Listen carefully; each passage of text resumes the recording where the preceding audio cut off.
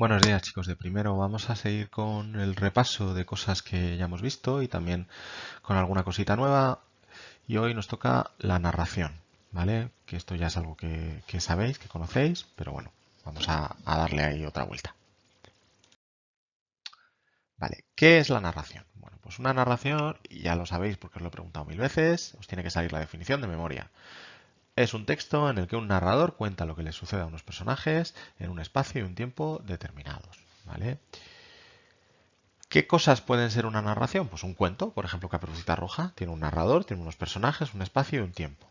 Pero también si a mí me roban el coche, que no tengo, y voy a la comisaría y hago una denuncia, esa denuncia es una narración. Yo soy un narrador que está contando lo que le pasa a unos personajes, en este caso a mí, a mi coche, ¿vale? En un espacio y en un tiempo. Si os encontráis con un amigo y le contáis lo que hicisteis el fin de semana pasado, eso también es una narración. Un sueño es una narración. El narrador somos nosotros, o mejor dicho, nuestra parte, digamos, dormida o inconsciente, y hay una serie de personajes y un espacio y un tiempo.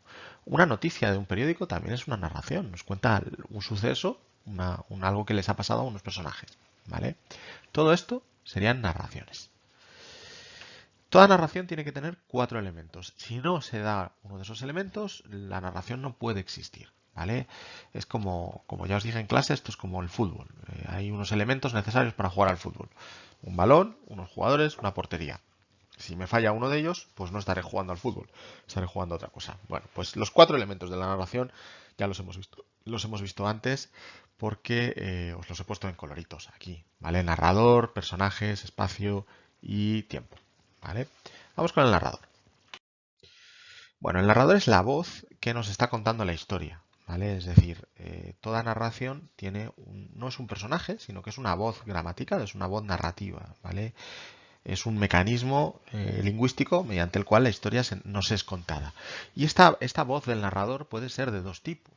Puede ser una voz en primera persona, cuando la narración se cuenta desde dentro del relato, ¿vale? Es decir, por ejemplo, me levanté y miré por la ventana de mi casa y entonces vi como un ejército de zombies se acercaba hacia mí. Fijaos, levanté, miré, hacia mí, mi casa. El que está contando esto es un personaje dentro de la historia, lo está contando en primera persona, está contándolo desde el yo. Pero también se puede contar desde fuera de la historia. Es decir, no como si fueras un personaje de la historia, sino como si fueras una cámara que estuviera viéndolo todo, pero desde fuera de la historia. Y a eso se le llama tercera persona. Por ejemplo, él se levantó y miró por la ventana de su casa y entonces vio cómo un ejército de zombies se acercaba hacia él. Bueno, aquí el narrador está fuera de la historia, mientras que en primera persona el narrador está dentro de la historia. La tercera persona puede ser de dos tipos, acordaos. Hay narradores que conocen todo de sus personajes. A esos narradores se les llama omniscientes. Cuando un narrador nos dice que el personaje, que Caperucita Roja tenía miedo, o que estaba triste, o que se acordaba de que su madre le había dicho tal, ese narrador es capaz de meterse dentro de la cabeza de Caperucita Roja y decirnos lo que piensa, lo que ha hecho, lo que siente, etc. A ese narrador que lo sabe todo, se le llama omnisciente, que viene del latín omni, significa todo, y sciente significa sabiduría, ¿vale? De ahí ciencia. Bueno, ese sería el narrador omnisciente. Pero también a veces hay un narrador que no nos cuenta lo que hay dentro de la cabeza de los personajes porque no lo sabe. Nos cuenta solo lo que puede ver o lo que puede oír. Y a ese narrador en tercera persona se le llama narrador testigo, ¿vale? Porque no es capaz de meterse dentro de la cabeza de los pensamientos de sus personajes, ¿vale? Esto sería el narrador, ¿vale? O un narrador en primera persona o un narrador en tercera persona. Si es en tercera persona, puede ser omnisciente o puede ser testigo. Vamos con los personajes. Los personajes son los seres, las entidades que realizan las acciones necesarias para que la acción, la narración avance, ¿vale? Estos seres, y digo seres y no personas, porque pueden ser personas, pero también pueden ser animales o incluso cosas animadas o personificadas, ¿vale? Toy Story, los personajes son juguetes, ¿vale? Son juguetes con vida, pero son juguetes. Bueno, pues esos serían personajes. Los personajes pueden ser de distintos tipos, ¿vale? Acordaos. Lo primero que vamos a ver es los distintos tipos de personajes según su importancia, ¿vale? En toda historia hay personajes más importantes que otros. Hay personajes que son fundamentales, que no puedes eliminar, ¿vale? Caperucita Roja no puedes eliminar a Caperucita Roja, no puedes eliminar a la abuelita o no puedes eliminar al lobo, ¿vale? Esos son personajes principales, porque sin ellos la historia no avanza, ¿vale? Si no hay lobo, Caperucita Roja llega a casa de su abuelita y meriendan felices y no hay cuento, ¿vale? Si no hay Caperucita, la abuela se queda sin merienda y tampoco hay cuento. Los personajes principales se dividen en dos tipos, ¿vale? Acordaos, puede haber personajes protagonistas y personajes antagonistas. El personaje principal protagonista no es necesariamente el bueno de la historia. Recordad esto que lo hemos visto en clase. Es la persona o el personaje sobre cuyo punto de vista se está contando la historia. Es decir, cuando leemos la Caperucita Roja, sabemos que la protagonista es Caperucita porque la historia está enfocada hacia Caperucita, no hacia el lobo feroz.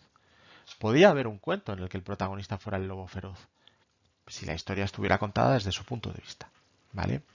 Hay de hecho historias en las que el malo es el protagonista, ¿vale? Lo hemos visto varias veces. El antagonista, por tanto, no sería el malo de la historia, sino el personaje o personajes que se oponen al protagonista.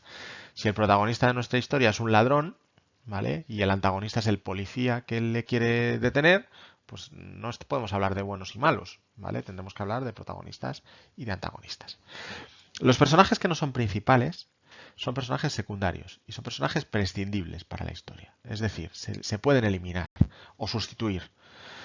Yo puedo coger a la madre de Caperucita en Caperucita Roja y sustituirla por una tía, ¿vale? O decir que es la propia Caperucita la que quiere llevar la merienda a casa de su abuelita, no pasaría nada. El cazador que aparece al final de Caperucita Roja es importante, sí, pero fijaos, es tan prescindible que yo he oído el cuento, en lugar de un cazador era un leñador. Nos da un poco igual quién sea. Es un señor que pasa por ahí que lo único que importante para la historia que tiene que hacer es matar al lobo, ¿no? Cazar al lobo. Personajes secundarios. Hay otro tipo de división de personajes de una historia según el número, ¿vale? Lo normal es que los personajes sean individuales, es decir, que un personaje sea solo una persona.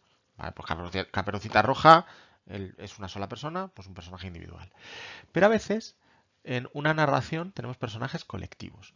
Los personajes colectivos son un solo personaje, pero que está formado de muchos individuos iguales. Por ejemplo, los policías o por ejemplo, los malos. Yo qué sé, en una película de guerra el protagonista se enfrenta a muchos soldados y todos los soldados son iguales realmente, ¿vale? Lo único que es importante de ellos como personaje es que disparan. Bueno, pues eso sería un personaje colectivo, ¿vale? Por último, última división según la profundidad. Es decir, hay personajes que están más elaborados, más desarrollados y personajes que son más simples. Los personajes planos son personajes que no evolucionan, que no cambian, que la historia acaba con ellos como empezó, ¿vale? Si eran egoístas y eran crueles, la historia acaba así con ellos siendo egoístas y crueles. No han cambiado, no han aprendido nada, ¿vale? Esto necesariamente no quiere decir que la historia sea peor. Normalmente en las comedias los personajes suelen ser planos. ¿Por qué? Porque nos reímos más cuando un personaje siempre es igual, responde a un arquetipo. ¿Vale? En Los Simpsons los personajes son planísimos, son tan planos que llevan 30 años teniendo la misma edad. ¿Vale? Y Homer siempre tiene hambre de rosquillas y Marge siempre se preocupa, y etcétera, ¿vale? Pensad en telecomedias o en comedias de la tele. Los personajes tienen unas características que no cambian, no evolucionan, porque parte de la comedia resulta en que sepamos que son predecibles, es decir, que este personaje siempre va a hacer esto porque es plano. Lo contrario es que un personaje sea redondo, ¿vale? Un personaje redondo es un personaje que cambia, que cuando empieza la historia, pues yo qué sé, es muy egoísta, pero a lo largo de la historia aprende a compartir y acaba siendo muy generoso. Eso sería un personaje redondo. Estamos terminando. El espacio y el tiempo, chicos, muy rápido. El espacio es el lugar o los lugares donde se desarrolla la narración, hay que decirlo, ¿vale? Pues el barco pirata o la cueva de Alibaba, lo que sea. Y el tiempo es el momento en el que suceden los hechos. A veces no se especifica, a veces tenemos que dar una... Pues en los cuentos, por ejemplo, se dice érase una vez, es un tiempo indeterminado, ¿vale? No sabemos si fue el 5 de abril de 1822. Bueno, pues nada, decimos tiempo indeterminado en el pasado o un tiempo mítico, algo así. Vamos con las partes en las que se divide la narración. Esto ya es distinto, no son los elementos, sino es la estructura. Toda narración se puede dividir en tres partes, es decir, yo puedo coger un cuento y hacer tres partes, es decir, bueno, aquí al principio viene esto, luego en el medio viene esto otro y al final viene esto otro. Esas serían las tres partes de la narración, que como sabéis son la presentación, en la que se presenta a los personajes, al espacio, al tiempo, es decir, se presentan los elementos de la narración. Por ejemplo, Caperucita Roja, aparece Caperucita Roja, aparece la madre le da un objetivo que es que vayas a casa de tu abuelita. Bueno, sabemos que hay un bosque, sabemos que en qué tiempo estamos, érase una vez, nos han presentado.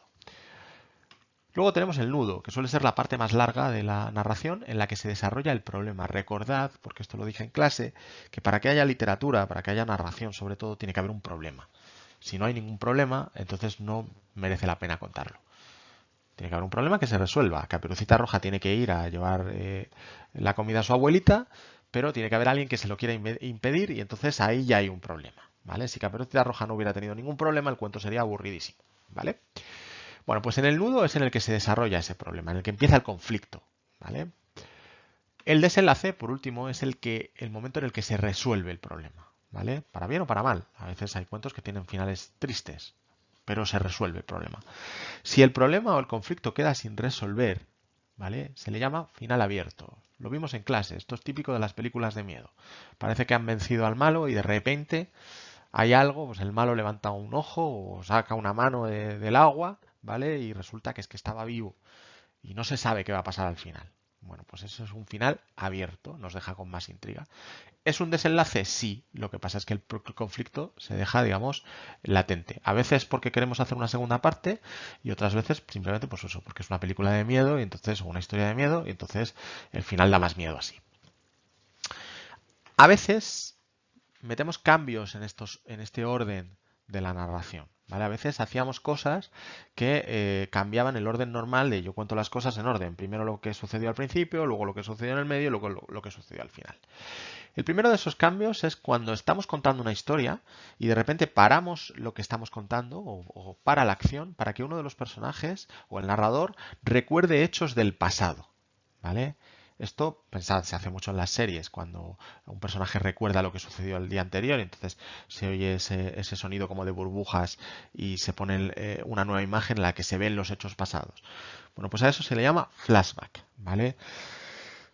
También se le llama analepsis. Flashback es en inglés, analepsis es en griego y en castellano, ¿vale? Cuando se para la historia no para contar hechos pasados, sino para contar hechos futuros, es decir, cosas que todavía no han pasado, a eso se le llama flash forward o prolepsis, ¿vale? Ya sé que algunos os lo habéis aprendido mejor con prolepsis, me parece estupendo, ¿vale?